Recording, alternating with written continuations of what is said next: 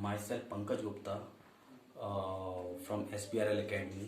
और आपका जो सेकंड चैप्टर है पॉलिनोमियल्स, तो मैं उसका एक छोटा सा इंट्रोडक्शन देना चाहता हूँ पहले आपको।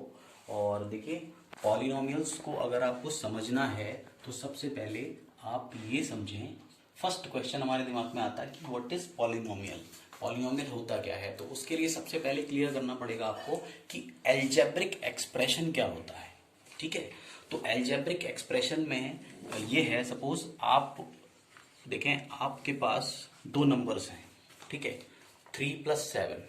ठीक है, तो ये एक सिंपल ऑपरेशन है जिसमें दो नंबर्स हैं उनको हम प्लस कर रहे हैं, तो ये एक एल्जेब्रिक एक्सप्रेशन नहीं है। जब हम क्या करें, अगर इसमें हम प्लस करते हैं x, ठीक है, तो अब मेरे पास क्या है, ये दोनों तो हैं कांस्टेंट्स और ये है वेरिएबल। जब किसी भी ऑपरेशन में वेरिएबल इन्वॉल्व हो जाता है, वेरिएबल, तो ये पूरा जो एक्सप्रेशन है ये हो जाएगा एल्जेब्रिक एक्सप्रेशन, जब उसमें वेरिएबल आ जाता है। ठीक है, अब इसमें सपोज जैसे आप एक कोई भी एग्जांपल ले लें, जैसे 7x। ठीक है, अब इस पे कोई बाउंडेशन नहीं है कि 7, यहां पर जो कांस्टेंट है वो कुछ भी हो सकता है। कांस्टेंट जो है वो कुछ भी हो सकता है, कोई भी नंबर हो सकता है। x की जो पावर है, x की जो पावर है वो x की पावर 0 हो सकती है, 1/2 हो सकती है, 3/5 हो सकती है, माइनस में हो सकती है, यानी it can be any number, कोई भी नंबर यहां हो सकता है। तो एल्जेब्रिक एक्सप्रेशन एक बहुत वाइड टर्म है जिसमें दो चीजों का कॉम्बिनेशन होता है, कांस्टेंट एंड वेरिएबल। ठीक है, तो कांस्टेंट में it can be any constant और x की पावर कुछ भी हो सकती है। बात समझ गए? ठीक है, अब आप इसी से थोड़ा सा आप समझें कि पॉलिनोमियल्स क्या होते हैं।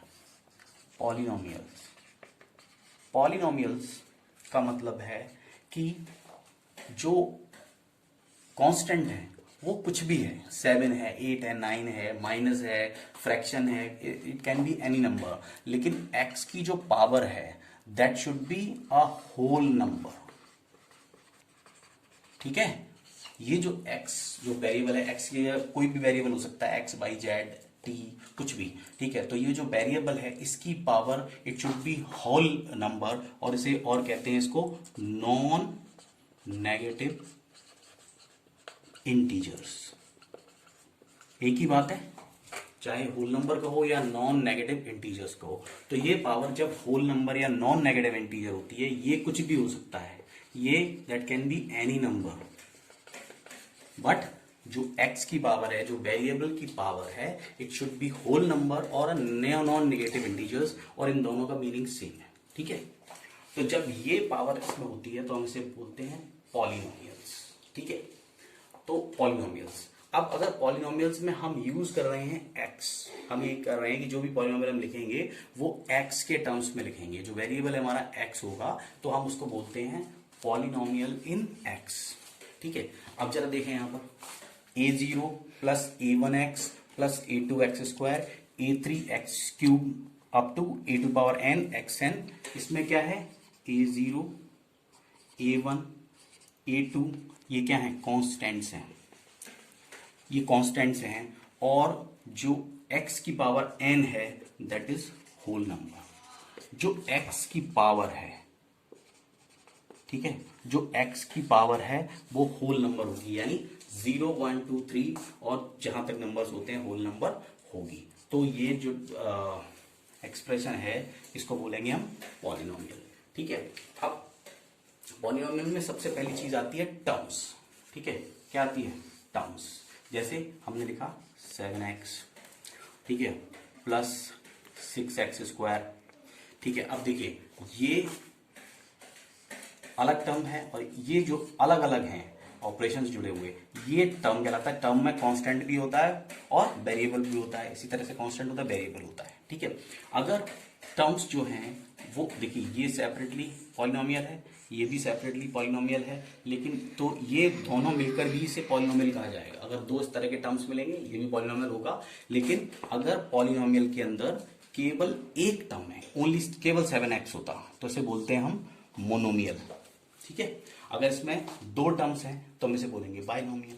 ठीक है। अगर इसी तरह से 3 टर्म्स हैं तो उसे बोलेंगे ट्राइनोमियल, और बहुत सारे टर्म्स हैं तो हम बोलेंगे पॉलिनोमियल। ठीक है, बहुत सारे टर्म्स मतलब है कि 1 या 1 से ज्यादा जितने भी होते हैं इन सबको भी पॉलिनोमियल ही कहते हैं। पॉलिनोमियल का मतलब है कि जिसमें बहुत सारे टर्म्स हैं, 1 2 3 4 जितने भी हैं सभी को पॉलिनोमियल कहते हैं। लेकिन अगर for the sake of convenience कह लो, या 1 टर्म का होता है तो मोनोमियल, 2 टर्म्स का होता है बायोनोमियल, और 3 टर्म्स का ट्राइनोमियल। तो ये आपको दिमाग में रखने हैं। ठीक है, मैं अभी फिर पॉज करो जरा, मैं आजू कोफिशिएंट।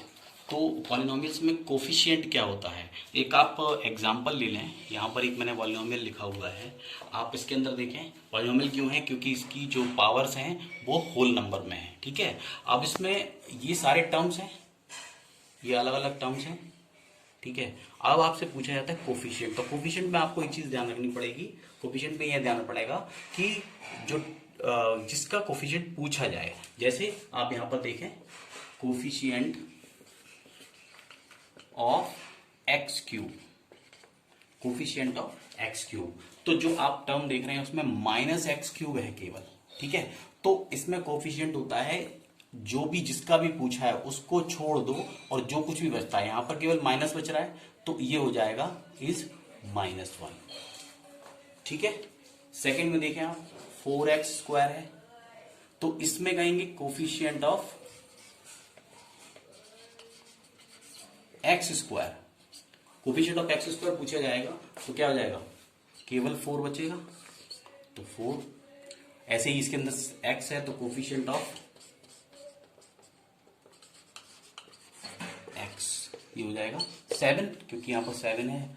और इसके बाद कांस्टेंट है, x 0 का भी हो सकता है। ठीक है, तो कोफिशिएंट का मतलब है कि टर्म के अंदर जो पूछा गया है वो चीज को छोड़ के बाकी का जो बचा हुआ है वो कोफिशिएंट होता है।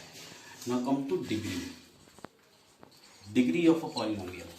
तो डिग्री ऑफ अ पॉलिनोमियल का मतलब है जो उसकी मैक्सिमम पावर होती है, जो वेरिएबल पर मैक्सिमम पावर होती है उसको बोलते हैं डिग्री। एक एग्जांपल ले लेते हैं हम, एग्जांपल ले लेते हैं जैसे x² प्लस x³ प्लस 5 कोई दिया हुआ है पॉलिनोमियल। ठीक है, तो इसकी डिग्री पूछ रहे हैं। तो अगर ये वेरिएबल इसमें x है तो x की जो मैक्सिमम पावर होगी कितनी है, 3, तो इसकी डिग्री कितनी हो जाएगी, 3 हो जाएगी।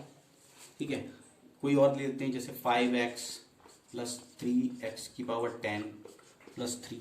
ठीक है, अब यहाँ मैक्सिमम पावर कौन सी है, 10, तो इसकी डिग्री क्या हो जाएगी, 10। ठीक है, तो ये डिग्री होगी। और ठीक है, बाकी मैं आपको नेक्स्ट वीडियो में बताऊंगा।